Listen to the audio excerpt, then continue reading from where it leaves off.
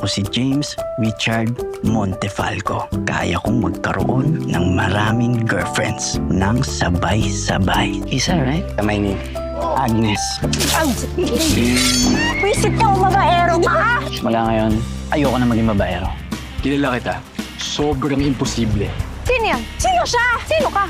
Sino kayo, ha? May mga bagay talaga sa buhay natin na hindi natin maintindihan. Like how someone would come to your life without warning. Doon! Nandun siya tumakbo, oh! Bilis! Doon? Thank you so much for saving my life. Malaki utang na loob niyo sa'yo. Talagang malaki ang utang na loob mo sa akin. Kailangan mo magbayad. Ayoko!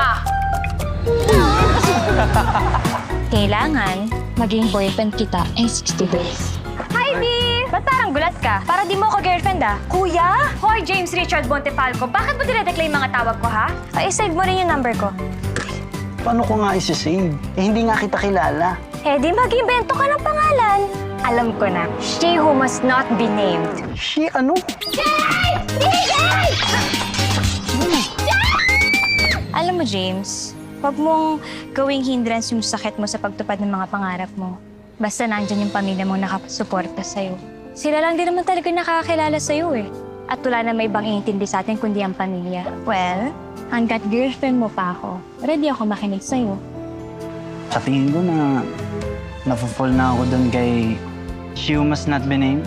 Paano naman nangyari yun? Hindi ko alam. Mabilis. 60 days naman yun ang pag-usapan nyo. Di ba? And officially, ikaw pa rin yung boyfriend nyo.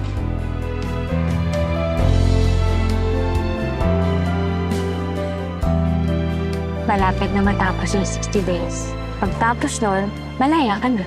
I like you. Gusto ko maging tayo. Kung kailangan kitang ligawan, gagawin ko. Sorry, James. Hindi pwede.